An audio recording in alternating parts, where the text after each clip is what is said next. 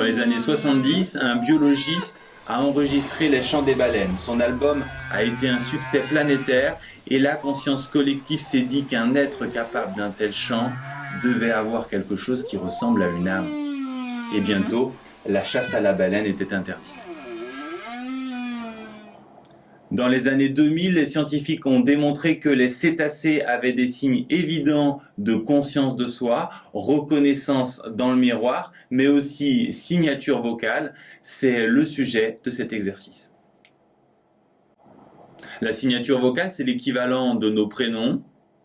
On nous propose un premier document qui présente la première note de la signature vocale d'une baleine à bosse et un deuxième document également sur cette même note, dont on nous demande de préciser la nature. Dans ce deuxième document, vous avez les intensités des différentes fréquences qui composent cette note. Vous devez reconnaître un spectre de fréquences. On vous demande d'extraire dans ce document la fréquence de la fondamentale et les harmoniques.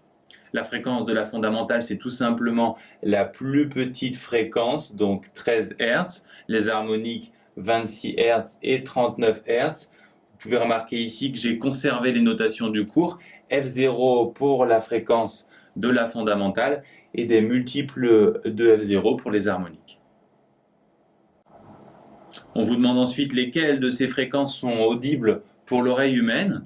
Rappelez-vous, l'oreille humaine peut entendre des sons qui vont de 20 Hz à 20 000 Hz. Autrement dit, elle ne peut pas entendre la fondamentale. Par contre, elle peut bien entendre les deux harmoniques. Quelle est la hauteur de cette note? C'est tout simplement la fréquence de la fondamentale, donc 13 Hz. Ensuite, une question un peu plus élaborée.